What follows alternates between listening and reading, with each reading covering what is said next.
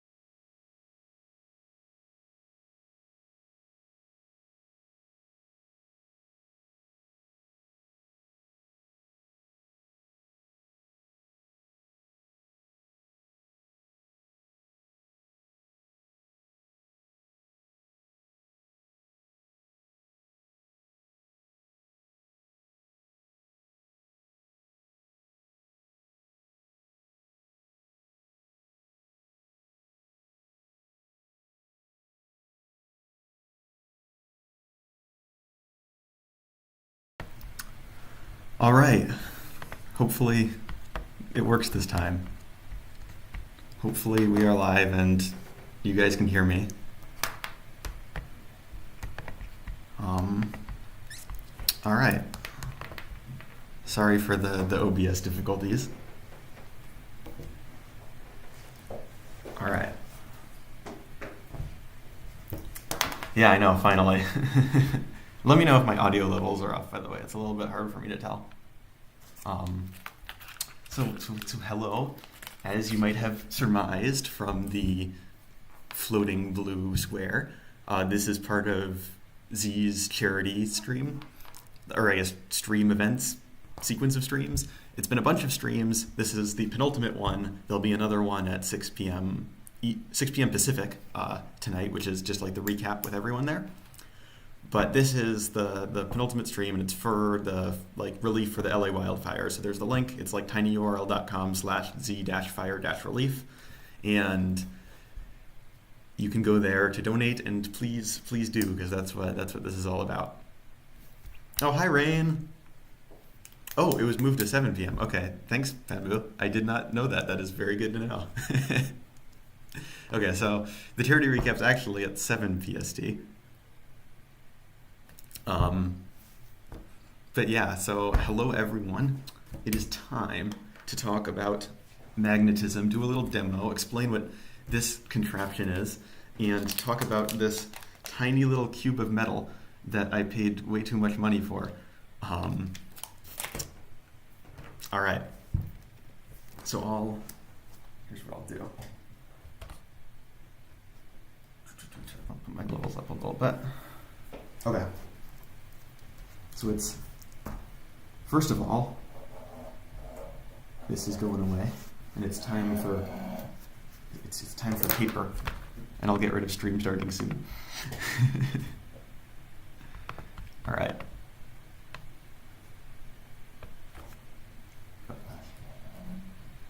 Again, this is my first time streaming anything ever, so it will be scuffed. It already has been scuffed. Please let me know of all of the scuffiness. and we'll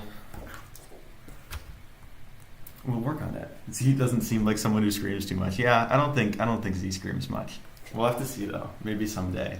Someday someone will get really mad and we'll get to experience the scream. Okay. So, the first thing that we have to do is there's different types of magnetism. And the one that you're probably used to as like magnetic and stuff is ferromagnetism, which is just when you have individual like atoms that are magnetic in some way and they're sort of linked to each other. So you can think of it as there's these interactions which make it so that they prefer to all go the same way. So if you have one atom, which basically the way it works is every atom has a little tiny arrow. You can think of it called a spin. This is all abstract nonsense, but we'll get to it in a little bit.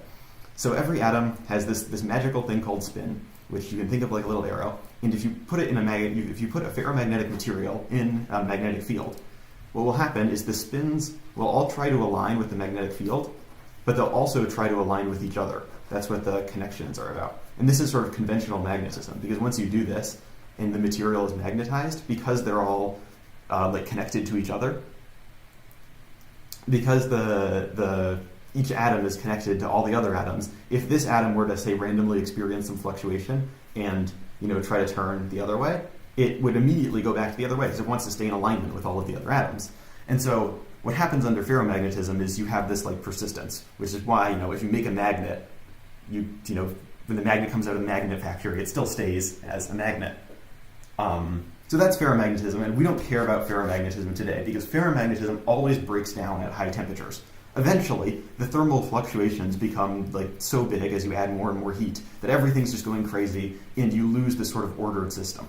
There's a very famous, if you want to like look up something very interesting, when physicists were first modeling this, they called it like the icing model, and they came up with this like abstract model of here spins, and then people found out you could predict all kinds of other stuff with it. So there's lots and lots of other systems that people have done neural network stuff with it. People have done, I think there's some like stock market prediction stuff with it. People have predicted all kinds of things using this simple model that originally came from magnetism. But we don't care about ferromagnetism. We care about the simpler version. The simpler version is paramagnetism. And paramagnetism is actually quite a bit more common. Like iron is one of the few materials that are actually ferromagnetic. Most things are not ferromagnetic. Very few things are ferromagnetic. It's just iron's kind of common. So lots of stuff is like this pair of scissors. The metal here is ferromagnetic. It's just iron. But we want to talk about paramagnetism. So paramagnetism is basically a similar case, except all of the atoms are behaving independently. So we don't have any connections between the spins of atoms before. So every spin individually, it wants to do only one thing, which is align with an external magnetic field. So if you create, here's our external magnetic field. If you have an external magnetic field, each of the atoms individually want to align with it. But there's no like group behavior like there is with ferromagnetism. So as soon as you take away the external magnetic field, all the spins just go back to random. And that's the basic idea of paramagnetism. And one of the fun things we can do with paramagnetism is measure it. So the way we measure it, in this case, there's lots of ways to measure it. People often use like super fancy scales. I don't have a super fancy scale. I have, as you just saw, a coil of wire from the makerspace and some electronics junk. So the basic idea behind this is a coil of wire is basically, you can kind of think of it as like a device that stores energy in magnetic fields. So if you inject some energy somehow into this coil of wire, it'll store that energy in a magnetic field and release that energy. There's another kind of electrical component, which is just two plates really close together, which is a capacitor. But again, the details don't matter. A coil of wire stores energy in magnetic fields, and a capacitor stores energy in electric fields. And if you connect them like this and put in some energy, the energy will flow back and forth. It'll oscillate back and forth between storing that energy in magnetic fields and storing that energy in electric fields. And the frequency at like how fast this oscillation happens depends on how much we can store in the magnetic fields, which in this case is called the inductance. And the inductance, because it's how much we can fit in the magnetic fields, depends on like what's around the coil. So it depends on the magnetic properties. In this case, it's called the magnetic susceptibility. I guess I can write sus. So yeah, the magnetic sus of like what's around and in the coil. What's around and in the coil. So if we can create like an oscillator with this, so have it so that it's constantly flowing energy back and forth between the coil of wire and the capacitor, constantly flowing energy back and forth between the electric and magnetic fields, we'll be able to, and we can measure the frequency of this, like how often this happens. That'll tell us the inductance. So the higher the frequency, the lower the inductance. It's like an inverse thing. And then the inductance tells us the magnetic sus of what's going on in the coil. In paramagnetism, the important thing about paramagnetism is that it increases like the magnetic susceptibility, because if we have an external magnetic field and we have some paramagnetic material and all of the spins will line up, we're storing more energy in the magnetic field by having all of those spins align. So that's exactly what this little guy does. So what it's counting is essentially the frequency. It's just counting the frequency of, let me move this here. All right. So it's counting this like number that's updating constantly. It's just counting the frequency. So it has like a specific period where it'll sample this oscillator to see how often energy sloshes back and forth between electric and magnetic, and then it just says how many times that happened, and just gives that out as a number. So the bigger this number is, the smaller the inductance is. So the smaller the magnetic susceptibility is, the magnetic sus, red sus, and so basically the bigger this number, the less paramagnetism, and the smaller this number, the more paramagnetism there is. So we can put in something that's like ferromagnetic materials, in this case, behave similarly to paramagnetic materials. I couldn't find something made of pure aluminum that was big enough or whatever. But again, ferromagnetic objects work the same way. The only difference is that, for the most part, they will preserve their magnetism after they've been magnetized. In this case, it doesn't matter too much.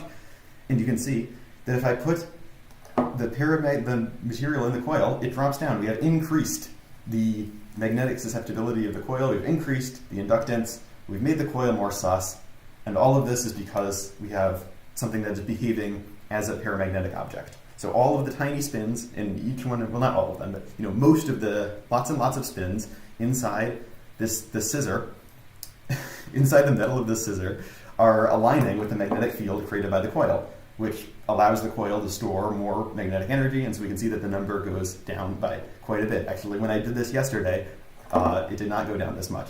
That's a bit of a tangent too. I didn't do this until this demo is such a mess. We'll do story time for a little bit now.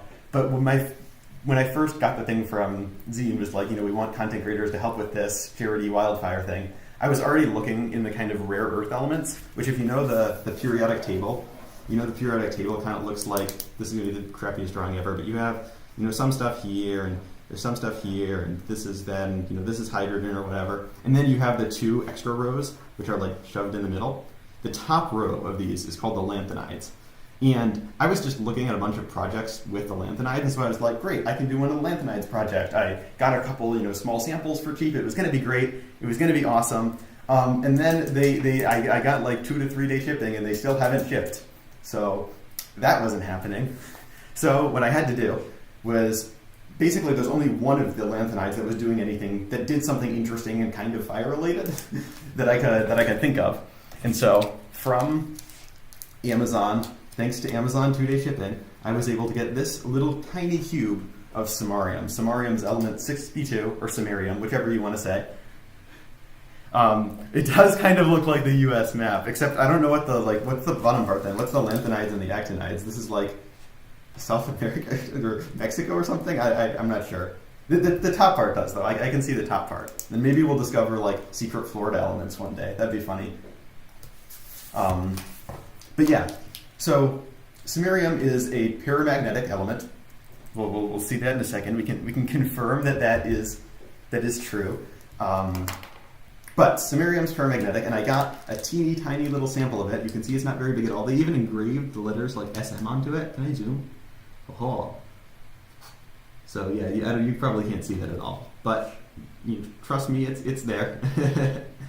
So this tiny cube of almost pure samarium metal. Now, what's so special about samarium? There's lots and lots of paramagnetic elements. Aluminum is paramagnetic. Most of the lanthanides are paramagnetic. In fact, one of them is gadolinium, is so unbelievably paramagnetic that it's used for like MRIs and stuff because it's just ridiculously paramagnetic. Yeah, I feel like you're also the person to buy a huge tungsten cube. Maybe. It's more expensive though. Like the huge part is the problem. Tungsten's already expensive, and getting a huge cube of it is just yikes. This was like $20, which is overpriced, but considering it was like my only option because I really wanted to do a lanthanide thing and had no other ideas, like as a backup last resort, $20 for a little cube of pure samarium metal is not that bad. So thank you very much to whatever factory in China this came out of for saving this. Shoot, you spoiled my secrets. You're giving a tungsten cube. Oh no. Oh no. That's I feel like you could spoil that just automatically though. Like if you have to bring that into the room, like if you're going into the room to go give your friends the Secret Santa gift and you're just like struggling to hold this like tiny box, I feel like some people might guess what's up there. Yeah.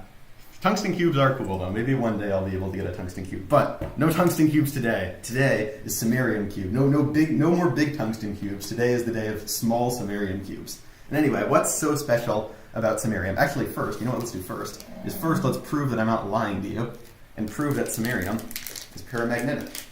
So we'll start with, you can see it's about like 1650, 1660 right now. And then I can put this vacuum sealed sample of samarium into the coil.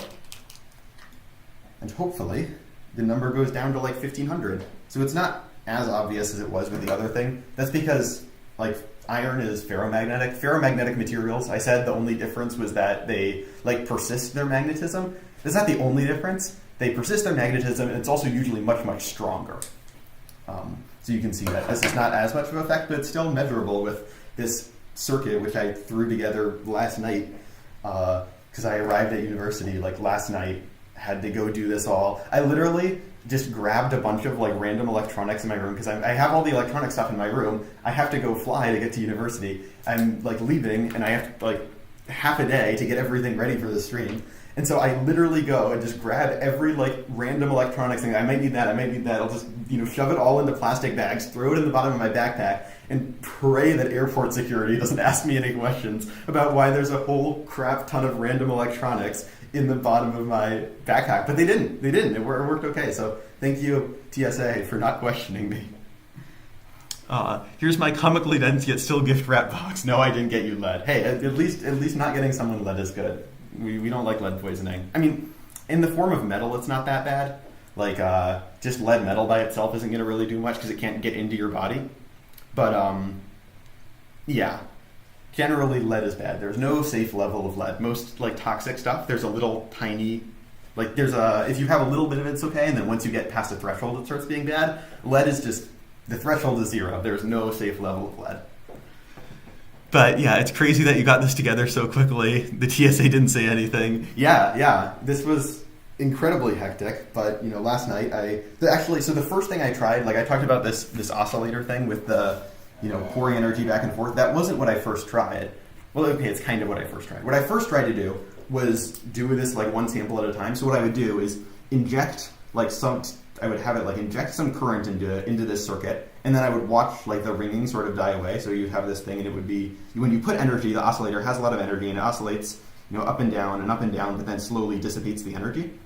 And so then I could when it dissipated, I could do it again and witness the ringing again.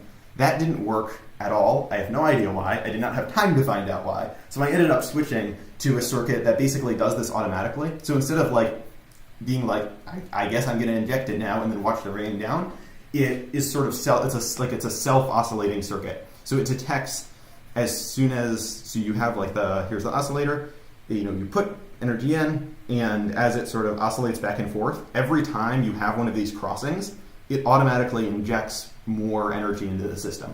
So it's a similar kind of thing, but the circuit is quite different. And so it didn't actually work the first time. It worked like the second time, but I did get it working in the chaos that was last night. So that's the idea. Okay, so I said samarium is paramagnetic. Lots of stuff is paramagnetic. Why is samarium special? What's so special about samarium? Why did I pay $25 for a cube of samarium and not much less than that for a cube of aluminum? Well, first let me read chat for a little bit. My friend got stopped for having a calipers in the T. Oh no, that's like the least bad tool. Like you can think of so many other like technically innocent tools you could bring to the airport, but like calipers are like the safest, the least bad thing. That's awful. Yeah, that can be scary. I feel more compelled to show the components I bought a while ago. I need to get that LED cube done. I've never done an LED cube. Moment of honesty here. I've never done an LED cube. I have wanted to for some time, but I don't know. There's a lot of like traditional electronic stuff that I just haven't done, even though I've been doing electronics in some capacity for years and years. Like it wasn't until last year that I actually soldered for the first time. Which is wild, but yeah. They got angry at me for leaving the bottom half of the Kindle. Yeah, I've gotten lucky with actually TSA so far. Although actually, okay, more story time. I was coming in. So on the way, like, to go to winter break, so not what just happened was me going from home to university. Before that, when I went from university to home for winter break, I got like stopped. They took all my luggage aside. I got stopped, and I thought it was because I had random electronics in my bag. I had like lithium batteries and stuff, and I thought they were gonna get mad at like that. But no, they were mad because there was a tube of sunscreen, and they weren't even mad about the liquids thing. They were like X-ray thing and thought that the bottom part of the tube of sunscreen, where it was hard plastic, had thought it was like a sharp object. And so they didn't even. It wasn't even. It's not only that they. I'm not talking. It's not only that they like didn't even get the thing right. They didn't care about the electronics. They looked at this random tube of sunscreen. You would think it would be because of the liquids rule, but it wasn't. It was because they thought it was a sharp object somehow. Yeah, it reminds me of the poor kid who built the circuit clock. Oh, yeah. That was really sad. That was really sad. Calipers, sorry, I can't bring that. A bag full of random wires with a clock interface. Move along. I mean, okay, to be fair, this little guy, the little display here, which I've covered up with a piece of paper so you can actually see it on camera. That was not, it wasn't built like this. You couldn't actually see it. It was inside a bag inside a bag. Yeah. So that's the idea. Both and funny AF. Yeah, the clock thing was really sad. You can look it up if you know that. They're doing their best. It's just that their best is not very good.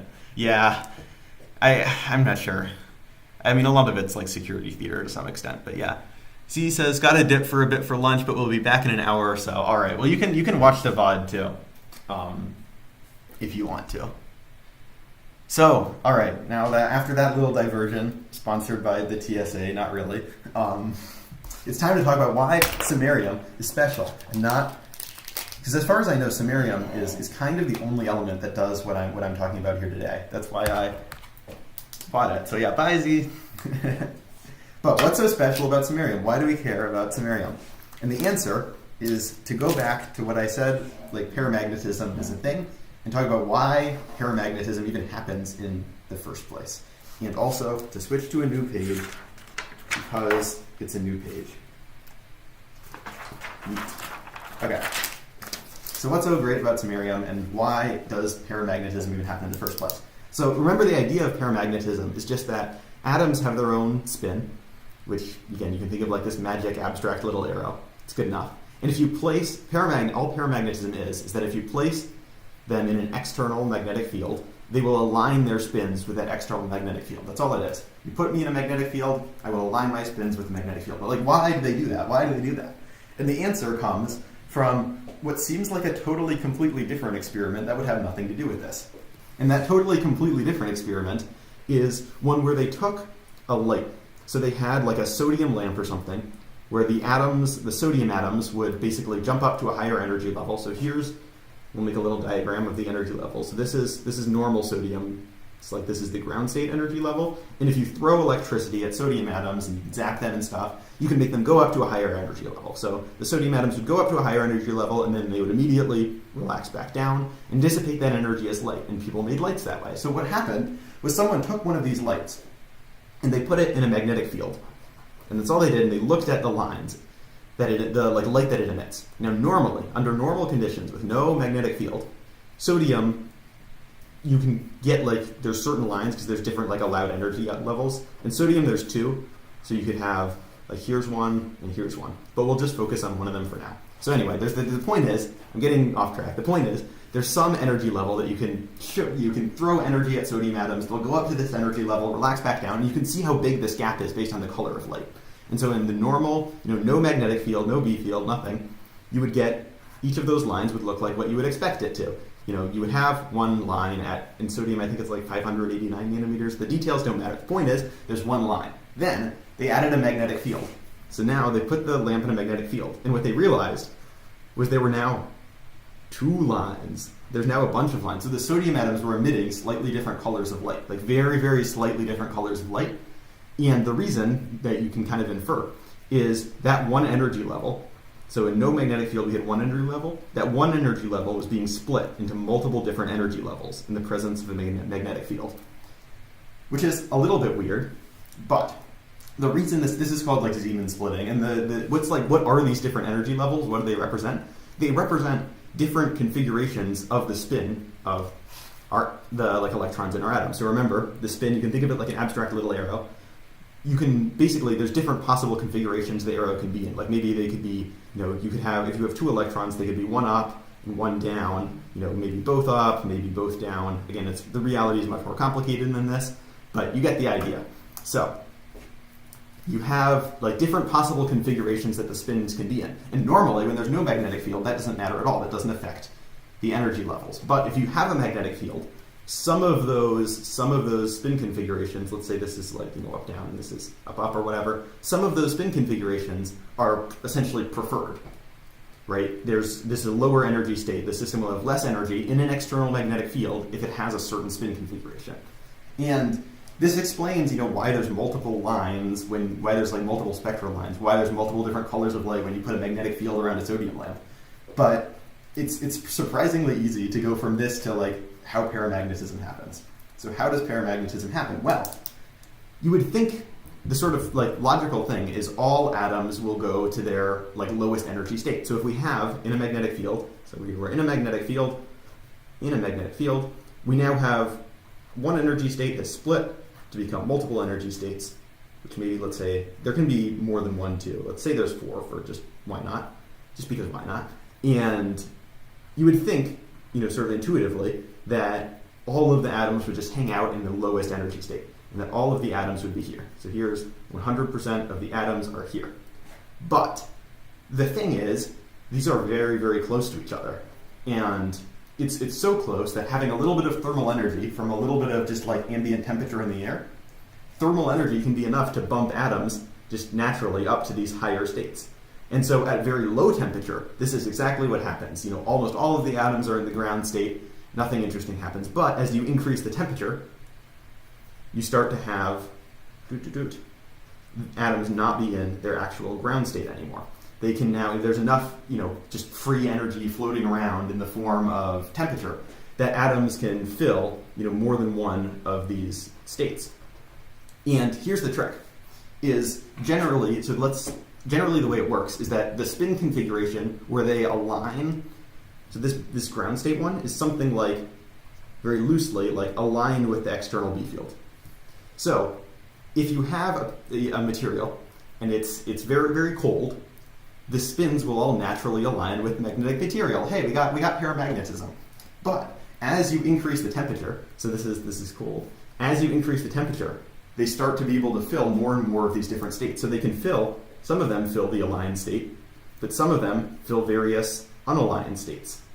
And you start to lose that like paramagnetic effect. So that's like the basic idea of how paramagnetism works, is because we have this splitting of energy levels in the presence of a magnetic field, some of those at very low temperatures, it depends on the exact material, but at low temperatures, all of the atoms will hang out in the ground state, which means they're aligned with the magnetic field and we have paramagnetism.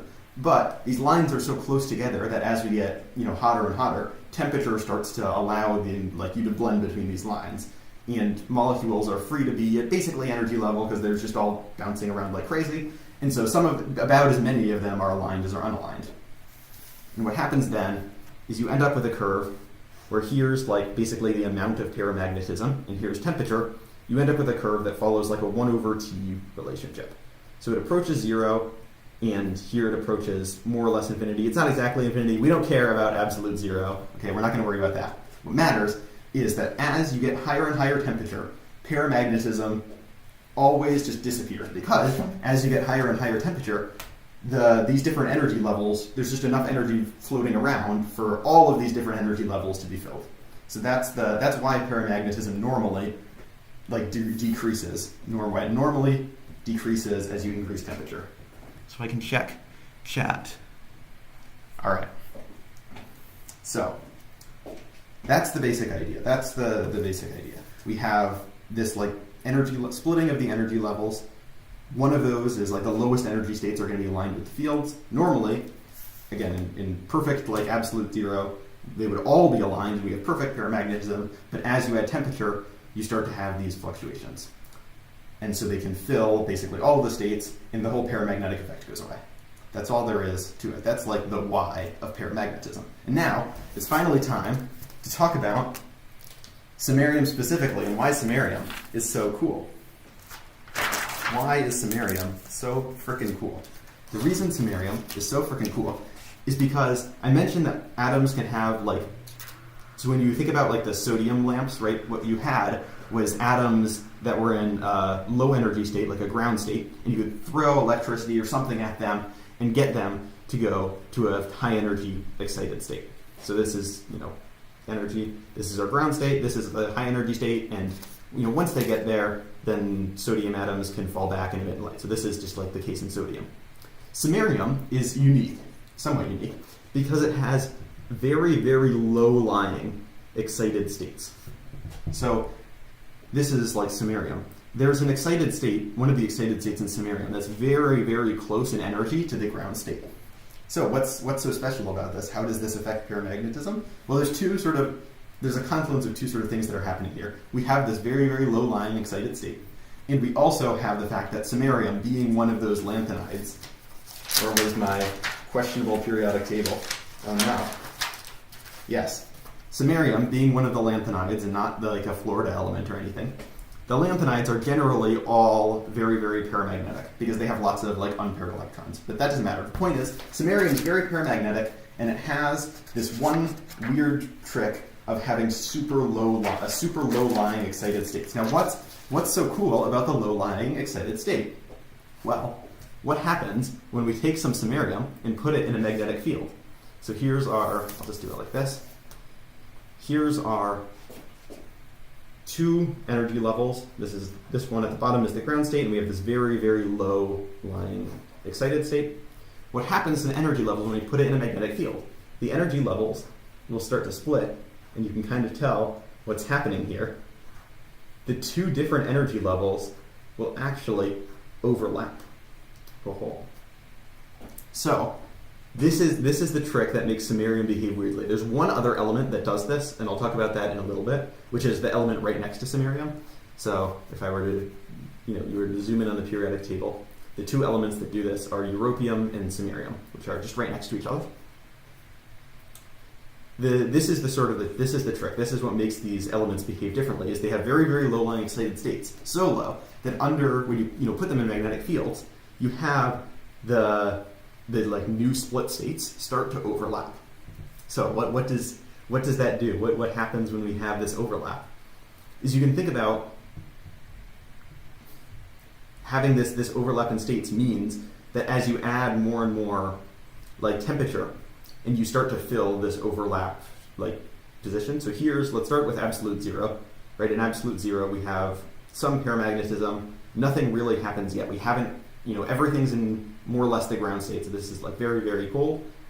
When everything's cold, samarium doesn't behave unexpectedly because we haven't gotten to this overlap region, right? Here's the special overlap region. All of the atoms are happily in their ground state. We haven't reached the overlap region yet, and everything is more or less perfectly normal.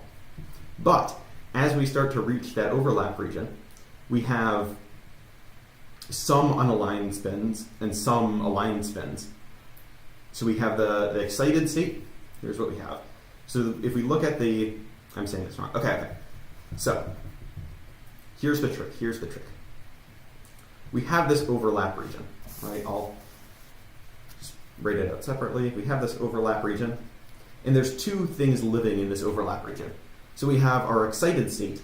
It has its aligned states. Right, so remember low energy, generally when we have the splitting of energy levels, the low ones are going to be ones that mean like aligning with the magnetic field, right? We're aligning with the magnetic field. And the other thing is like the exact opposite. So our excited states, we want the low excited states and the high unexcited states are going to mix like this. They're going to be in this overlap region. So we have excited aligned and we have unexcited and like unaligned. So far, this all looks like they're just going to cancel out and absolutely nothing will happen and this was all just a waste. But there's one last special thing about these two elements, about europium and samarium. And that last little special trick is that the excited state is more paramagnetic than the unexcited state.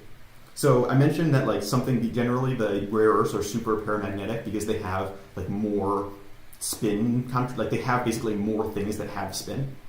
It turns out that the spin of the unexcited state, which we can write as like the angular momentum, again, this is all kind of abstract. I don't want to get into the abstract details. The point is that the amount of spin that you can have in the unexcited states is about 5/2. And again, these are not like really units. This is actually momentum, but that doesn't matter. In the excited state, it's 7/2. So we have this in this like little region here, in this overlap region, we have excited, we have the low lying, so we have like excited states, but it's aligned with the magnetic field. And we have the unexcited states, but it's not aligned with the magnetic field. And normally those would cancel out, but the excited states are effectively more paramagnetic than the unexcited states. And so they have a bigger contribution. The aligned one wins, and we have this extra new form of paramagnetism coming from this overlap region. So this extra form of paramagnetism is usually called Van Vleck paramagnetism. And it's all it is like this contribution coming from the overlap region. But what's interesting about this is we never invoked temperature. At no point in this process did we ever talk about temperature except to say that this doesn't work when it's really, really cold. And if you look at samarium, if you were to look at the magnetic susceptibility of samarium, how sus is samarium as you increase the temperature, or effectively, how paramagnetic is samarium as you increase the temperature? It starts by following our 1/T curve. It starts looking totally normal. And then at about like 200, 300 Kelvin, so just a little under room temperature, you start to hit this overlap region. And as soon as you hit the overlap region, it transitions into just being flat. So this is like about where the transition occurs. So when it's very, very cold, we don't touch the overlap region yet, and we have ordinary, this ordinary 1/T curve, just like any other paramagnetic element. But once we do, then we just have paramagnetism essentially independent of temperature. And so that's the trick. That's why samarium is so cool. I mentioned europium can do it too. Europium also has that behavior, but it breaks down at like high temperatures. So europium's curve looks like, you have the thingy and then you have a flat region and then it goes back to behaving normally. Samarium doesn't do that. I'm not going to get into why that is. The point is, samarium is basically the only element where you have this huge, you have significant paramagnetism and it just doesn't change as you increase the temperature. So, experiment time. What I did, the first version of this experiment. Okay, let's see. I used to work on electrical on bigger scale. It's really cool to know some of the fundamentals behind how it works. Yeah. Like when you're working on like big scale, like electrician type stuff, right? You don't get to see, I guess, as much of the nitty-gritty details. And it's like on the other, like electrician stuff is on one side, then like the electrical engineering people, and then at the other end of the spectrum is like the physics people. But yeah, it's always cool to know how these things work because sometimes there's a clever bit of it. All right, so yes, it's super sus. Yes, exactly. Samarium, no matter how much you can increase the temperature as much as you like, it will just stay sus. It will stay sus. It is red sus. Yeah, and it actually, one of the crazy things is you can draw another point on here, which is the melting point of samarium. You can get samarium so hot that it just literally melts. It's like red hot and then it just melts, and like its paramagnetism just doesn't budge. It's wild.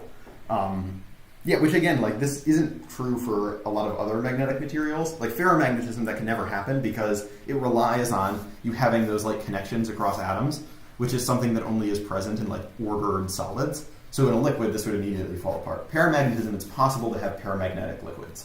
But Samarium is the only case where you can literally melt it and just keep getting it hotter and hotter, and its paramagnetism does not care. All right. So what I need to do now is go back and do our little experiment. So let me get this in view. All right. Sus across multiple states, eh? Yeah, exactly. No matter which states it's in, it's always sus. So yeah, it's that overlap region, which again is completely independent of temperature. The fact that you have this overlap region, you have two contributions which would normally balance out, but the excited state is more paramagnetic than the unexcited state. I'm having so much fun with this. I'm glad. It's going to get more fun because now we get to do the actual experimental bit, which I realized I'm going to have to go find a microwave or something too because I need to boil some water. But that shouldn't be too hard. You just came back. What are y'all talking about? Sus, huh? Well, we're talking about magnetic susceptibility, but that sounds fancy, so I've abbreviated it as sus. So sus is susceptibility. It's basically just how paramagnetic stuff is. And the fun trick is that if you look at the energy levels of like metallic samarium, like this little bit here, and you put them in a magnetic field, it has like a ground state and an excited state that are so close together that the different, like when you put things in a magnetic field, the energy levels split. And in this case, the case of samarium, the like normal state and the excited state are so close to each other that you have an overlap. Where here, there's some cases where it's aligned with the magnetic field, and in the unexcited state, in other cases where it is not aligned with the magnetic field and it's in the excited state. And normally, I wrote it here. I think I said it wrong. But the trick here is that the excited state is more paramagnetic than the unexcited state. So they don't balance out. The aligned excited state wins over the unexcited unaligned state. And you get paramagnetism independent of temperature, which is exactly what we're going to try to observe in just a second with some fancy stuff. Yes, it's about to get real sus. We're about to get so sus that it's just incomprehensible how sus it is. All right. So hopefully that works. All right. So we'll start with just like the test at room temperature that we did before. So we can try to measure, right? We're at about, I just realized there it is. Okay. Live experiment time. Hopefully this works as well as it did last night because it's the one other time I tested it. Okay. So we have about 1680, 1700, 1650. We'll call that about 1680, just with nothing in there. And then we can put in our ordinary normal magnetic object just to get a sense. If we do that, it decreases to about, because it's so sus that it decreases. This is I guess trust, because it's the opposite of how sus it is.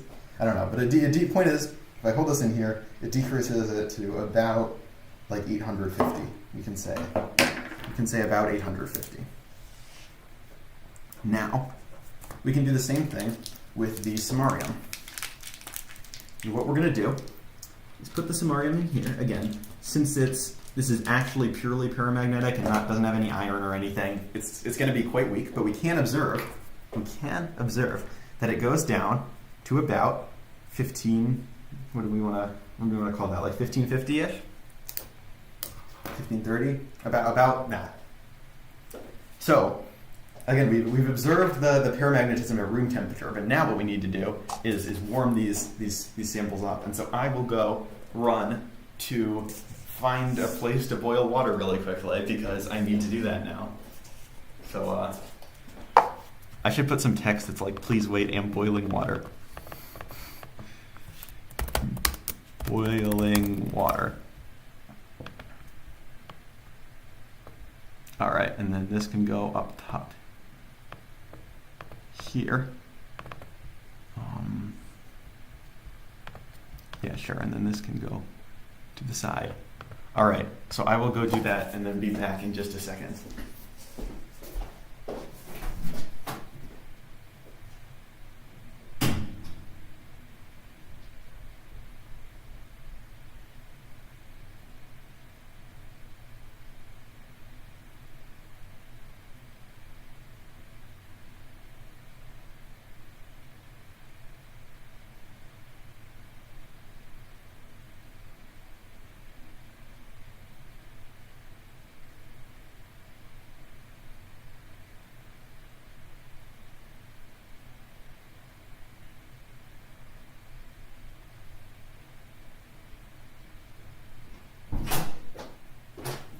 Okay. I did not boil water. I changed my mind. I'm not boiling. Fuck. All right, I'm not boiling water. So it's been a while already. It's been longer than I thought it would be, especially because it took so long to start. Sorry for all of the OBS difficulties. But I'm not going to be boiling water. What I'm going to be doing is we're going full send with this. So it was supposed to be, when I was like first playing this out, I know. We can boil water at the end maybe. I'll do a test boiling water at the end. But the way this was supposed to work is there was going to be like, multiple stages of getting hotter and hotter. But I think we're just gonna hit the gas pedal and go to the highest level that I have, which is a microwave. That's right. We're gonna be microwaving metal. All right. So here's what I'll do. I'll do the water at the end, because the thing is, although like the microwave is hotter, the thing is, my voice is fucked. We'll do water at the end because like water is at like a known temperature. It's always 100 degrees Celsius. So it is slightly more scientifically accurate to use, water which we know is exactly 100 degrees Celsius than like something we're throwing in the microwave. But so I'm going to be microwaving metal. It's a good alternative. I'll call it a good alternative, I think. So here's what I'm going to do. I have a microwave furnace. I'm going to actually go get a picture of it. So what it is it's basically just like a microwave furnace. It's basically just a like cylinder of pure insulation. Let me download a picture so I can put this on the stream to show you. So we'll go new image. I love OBS so much, it doesn't suck at all. Thing. Okay. So basically, you can put metal in the microwave normally, and it won't get that hot, right? It's microwaves are not supposed to heat metal. It will not do a very good job. But what I have is this. I have the magic of the microwave furnace. So what this microwave furnace does, you can see that like the white part is just insulation. It's just ordinary insulation.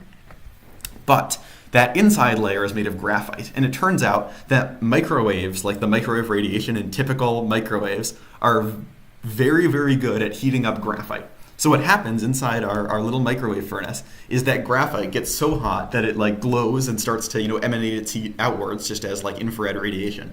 So the graphite will get really hot because it's really good at absorbing microwaves. It'll start blasting out that heat at whatever's inside our microwave furnace, and we should be able to get our samarium metal extremely, extremely hot and see if it still can it still do magnetism. Is it still going to work? I don't know. I haven't tried this before. I hadn't even tried the microwave furnace at all before until I threw some random metal into it like 30 minutes before the stream started. This is all like I have this part I haven't tested before. I tested like the boiling water thing last night. We're gonna try this now. I'll do boiling water at the end, just as a fun little send off thing. But what I have to do now is microwave metal, and to microwave metal, I have to go back to my dorm room. So I'm like in the library right now. I have to go. Yeah. People use this. People use these a lot for like heating up. It's basically the only way, if you don't have a ton of money and like a fancy furnace, to get something to like about 1,000 degrees Celsius is usually kind of the maximum. So people do all kinds of experiments with them. There was you might have heard of like people making rubies in the microwave. People originally tried to use these and they weren't hot enough. So they actually used like the famous thing about microwaving metal is that it makes sparks and stuff. They actually used like the sparking bit. So what you would do is to do the ruby thing, you have little tiny pieces of metal which spark and create plasma, and that plasma, it turns out, is even hotter than 1,000 degrees Celsius, and you can make rubies with. So the ruby thing doesn't use these furnaces, but lots and lots of people do cool projects with them, and I got one. So I can put a piece of metal in it and see if it still retains its magnetism. But as I was trying to say before I got sidetracked, this microwave furnace, this amazing, wonderful microwave furnace, is at my dorm room, and I'm currently in the library. So I have to go over there. So I'll put a little thingy on the stream to explain what is going on. But yeah, so that's the idea. It'll probably be like 15 minutes. I'll try to run. I should run so it's less.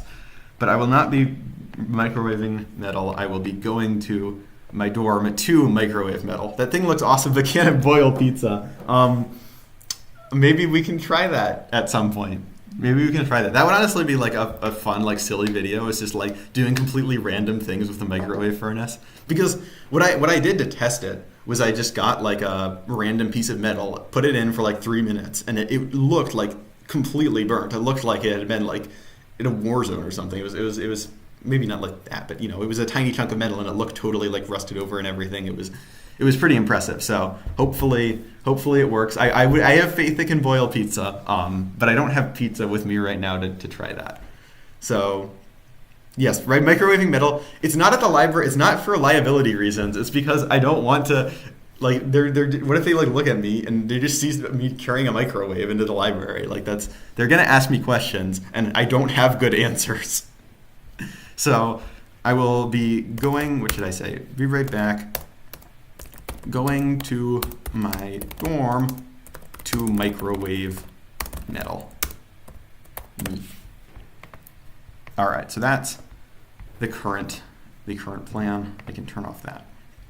Yes, microwaving metal for charity. It's for charity. All right, you can do anything if it's for charity, and that includes microwaving metal. Oh, to tell people the library it's for charity. Yeah, I wish.